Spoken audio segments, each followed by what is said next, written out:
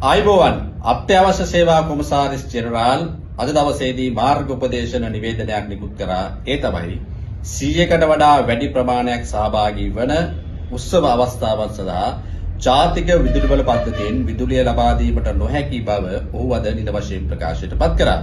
එළඹෙන්නේ අප්‍රේල් මාසයයි. අප්‍රේල් මාසය කියලා කියන්නේ අපේ රටේ සැනකිලි පැවැත්වෙන කාල සීමාවක් බව ඔබ අප හොඳින් දන්නවා. හැබැයි මේ ආණ්ඩුවට නැගත් පිළිබඳවත් ප්‍රශ්නයක් තිබුණා. නැගත් පිළිබඳව පැවැත් වූ සාකච්ඡාවන් වලට ජනතාවගේ ඇති වූ විරෝධය මත එයත් අකුලා ගැනීමට සිදු වුණා. දැන් සිදුවන්නේ අප්‍රේල් මාසයේ අපේ ගම්වල පැවැත්වෙන ජන ක්‍රීඩාවලට මුල් තැන දෙන අපේ අලුත් අවුරුදු උත්සව තමයි අප්‍රේල් මාසයේදී පැවැත්වෙන්නේ.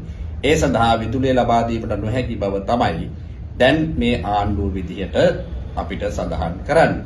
දැන් අපි දැනගත යුතු කාරණාව වන්නේ තෙල් අර්බුදයක් නම් යුද්ධය නිසා පැමිණිය හැකි බව ඔබ අප හොඳින් දන්නවා. හැබැයි විදුලි අර්බුදයක් යුද්ධය නිසා කොහොමද සිදුවෙන්නේ කියන ප්‍රශ්නාර්ථය ඔබට අපට මතක් වෙනවා. ඒක කොහොමද සිදුවෙන්නේ කියලා. ඒක ප්‍රධානම කාරණාව වන්නේ යුද්ධයක් නිසා විදුලි කප්පාදුවක් සිදුවෙන්නට හැකි කියන කතාව අපිට ඔබට කියන්නට සිදුවන්නේ මේ ආණ්ඩුවේ බාලගල් ලඟුරු කතාව නිසා බව මේ වන විට අපේ ඉංජිනේරු මහත්තුරු සඳහන් කරනවා. ඒ කියන්නේ නොරොච්චෝලේ ලැබිය යුතු මෙගාවොට් 900ක විදුලි ධාරිතාවක් ජාතික විදුලි බල පද්ධතියට එකතු නොවන බවයි මේ වන විට විදුලි ඉංජිනේරු මහත්තුරු අපේ රටට ප්‍රකාශ කරලා තියෙන්නේ. ඒ නිසා දැන් අලුත් අවුරුද්දට ලෑස්ති වෙන අපේ අලුත් අවුරුදු උත්සව වලට ලෑස්ති වෙන අපේ සහෝදර සහෝදරියන්ට අපි කියන්නට කැමතියි.